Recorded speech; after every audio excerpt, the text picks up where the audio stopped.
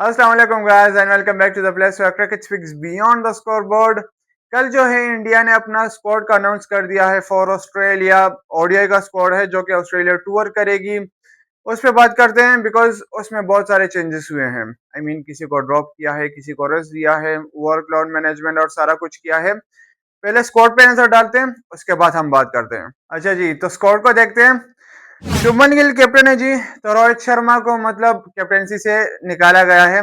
इस पर भी हम बात करेंगे जब स्क्वाड खत्म हो जाए। शुभमन गिल कैप्टन है, रोहित शर्मा है, विराट कोहली है, श्रेयस अय्यर है, अक्षर पटेल, केएल राहुल, नितेश कुमार रेड्डी भी है इसमें, वाशिंगटन सुंदर, कुलदीप यादव, हर्षित राणा भी है इसमें, मोहम्मद सिराज, अर्शदीप सिंह, प्रसिद्ध कृष्णा, ध्रुव जुरेल और यशस्वी जायसवाल है इसमें। अब देखो, ये तो थी ओडीआई की स्क्वाड। अब इसमें बुमराह का जो है वो निकाला तो नहीं गया खैर, लेकिन उसकी वर्कलोड मैनेजमेंट की वजह से ड्रॉप कर दिया है, या ड्रॉप कहना सही नहीं होगा, रेस्ट कर दिया गया है। वो टी20 सीरीज में है बुमराह। अब इस बॉलिंग लाइनअप के साथ, जिसमें आपके साथ हर्षित राणा है, अर्शदीप सिंह है, आपके पास जो है कुलदीप यादव है, और पता नहीं एक और पेसर भी होगा शायद, बिकॉज ओडीआई सीरीज है। इस बॉलिंग अटैक के साथ मेरा नहीं ख्याल आप ऑस्ट्रेलिया के सामने अटैक पाओगे, स्पेशली जब मैचेस ही ऑस्ट्रेलिया में हैं। देखो, आपकी बैटिंग तो बहुत सॉलिड है। आपके पास रोहित शर्मा है, आपके पास शुभमन गिल है, आपके पास विराट कोहली है, आपके पास श्रेयस अय्यर जैसे बैटर्स हैं। बैटिंग तो आपका शॉर्ट है, लेकिन बॉलिंग यही है जिसमें आपके इश्यू आ जाते हैं। बिकॉज ना आपके पास बुमराह है, ना आपके पास रविंद्र जडेजा है, ना आपके पास वरुण चक्रवर्ती है। तो बॉलिंग में बहुत कमियां हैं।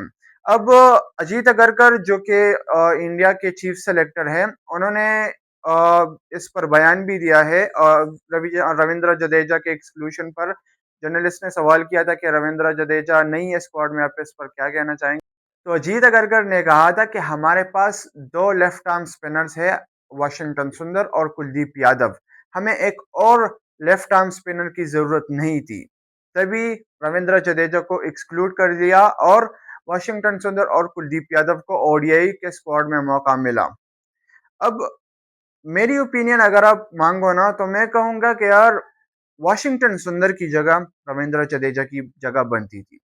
इसके तीन वजूहत है। जडेजा वाशिंगटन सुंदर से एक अच्छा बैटर है। दूसरा, जडेजा वाशिंगटन सुंदर से एक अच्छा स्पिनर भी है। और तीसरा, जो सबसे मेन बात है, और स्पेशली ऑस्ट्रेलिया के ग्राउंड्स में, जडेजा शायद वाशिंगटन सुंदर से नहीं, बल्कि विराट कोहली को छोड़कर पूरी इंडिया की टीम से सबसे अच्छा फील्डर है। तो जडेजा का तो होना बनता था। आप कुछ भी कह लो कि वो एजेड हो गया है, या फिर वाशिंगटन सुंदर यंग है, उसको मौका देना चाहिए था, बिल्कुल देना चाहिए था। लेकिन कुछ सीरीज ऐसी होती है जहां पर आपकी एक्सपीरियंस मैटर करती है। आप एक्सपीरियंस के साथ जाते हो तभी आप जीतते हो। अच्छा, फिर बुमराह की बात आई। जर्नलिस्ट ने सवाल किया था अजीत अगरकर से, जो कि चीफ सेलेक्टर है इंडिया के, और उन्होंने कहा था कि जसप्रीत बुमराह पर आप क्या कहना चाहेंगे। तो बुमराह पर अजीत अगरकर ने कहा था कि उसकी वर्कलोड मैनेजमेंट की बात की थी कि ओडीआई में जो है वो आपको 10 ओवर करने पड़ते हैं, मतलब तो उसकी वर्कलोड मैनेजमेंट की वजह से हमने उसको टी20 सीरीज में इंक्लूड कर लिया है और ओडीआई सीरीज से एक्सक्लूड कर लिया है। अब देखो, इस पर भी मैं अपनी ओपिनियन दूंगा, बिकॉज सबकी अपनी अपनी ओपिनियन होती है। अजीत अगरकर साहब मतलब वैसे सोचते हैं, मैं ऐसे सोचता हूँ। बुमराह को अगर आपका मानना है कि वर्कलोड मैनेजमेंट है, सही है, मतलब आपको वर्कलोड मैनेजमेंट करना है, बुमराह को फिट करना है, I absolutely understand that, because वो आपका मेन बॉलर है, सही है। लेकिन आप ऑस्ट्रेलिया टूर करने जा रहे हो ओडीआई सीरीज में। क्रिकेट में ओडीआई एक टेस्ट के बाद एक बहुत बड़ा जो है वो फॉर्मेट है मेरी नज़र में। तो अगर आप बुमराह का वर्कलोड मैनेजमेंट इतना ही करना चाहते थे, तो आप बुमराह को इंक्लूड कर लेते ओडीआई सीरीज में। बुमराह से आप 4-5 ओवर्स ही करा देते, इतने नहीं। मतलब होते हैं ना जो इंग्लैंड में मेरे ख्याल से मार्कवुड को इंक्लूड कर लिया था टेस्ट सीरीज में, उसने शायद मेरे ख्याल से 4-5 ओवर ही कराए थे। लेकिन क्या 4-5 ओवर कराए थे? मैं यही बस समझाने की कोशिश कर रहा हूँ कि बुमराह को इंक्लूड करना चाहिए था ओडीआई सीरीज में। अगर आपको शक था कि उसकी वर्कलोड मैनेजमेंट ज़्यादा हो जाती या वो इंजरी का शिकार हो जाता, तो फिर आप उससे 4-5 ओवर ही करा देते। जैसे वो टी20 सीरीज़ में करेगा, 4 ओवर्स तो वो करेगा ही करेगा ना। तो आप ओडीआई सीरीज़ में भी 4-5 ओवर्स करा देते, इतना कोई बड़ा इश्यू तो नहीं था और उससे होता ये कि एक एक तो बुमराह का नाम है। तो ये अगर आप सोचो ना कि आपको मतलब बुमराह बॉल कर रहा है, आप वैसे ही अंडर प्रेशर आ जाते हो कि यार ये बुमराह है, इसको सँभल कर खेलना पड़ेगा, बाकियों को जिस तरह से मारो। तो बुमराह को एक्सक्लूड करना मेरे ख्याल से बहुत बड़ी गलती है और इसकी सज़ा शायद हमें देखने को मिलेगी बिकॉज़ ऑस्ट्रेलिया नहीं छोड़ेगी स्पेशली जब मैचेस ऑस्ट्रेलिया में हैं। ऑप्टस स्टेडियम में पहला ओडीआई मैच है 19 अक्टूबर को।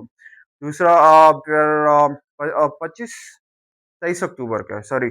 दूसरा ओडीआई 23 अक्टूबर को है और तीसरा ओडीआई 25 अक्टूबर को है।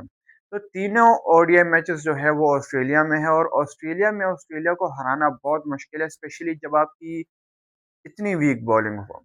मतलब अर्शदीप सिंह को मैंने टी20 में देखा है, वो आपका टी20 में बेस्ट बॉलर है।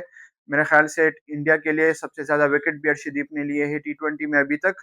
तो टी20 में वो चल जाएगा, मतलब उसको अर्ली ऑन स्विंग भी मिल रही होगी, वो सिर्फ 4 ओवर्स की गेम होती है एक बॉलर के लिए। लेकिन ओडीआई में और स्पेशली ऑस्ट्रेलिया में बिकॉज़ वहाँ पर बहुत बड़े-बड़े ग्राउंड्स होते हैं, आप सबको पता है। तो वहाँ पर अर्शदीप सिंह से 10 ओवर कराना, स्पेशली हर्षित राणा से 10 ओवर कराना, हर्षित राणा को बहुत कोट पड़ेगी, मुझे पर्सनली ऐसा लगता है बिकॉज़ उसके पास स्पीड है, वो 148, 149, 145, 142 क्लिक कर सकता है और वो करता भी है।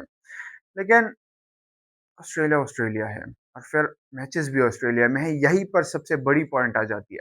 अगर यही मैचेस इंडिया में भी होते तब भी मैं थोड़ा अपर हैंड ऑस्ट्रेलिया को ही देता। बिकॉज़ इंडिया की बॉलिंग मुझे लगता ही नहीं कि इंडिया की बॉलिंग क्लिक करेगी ऑस्ट्रेलिया के अगेंस्ट।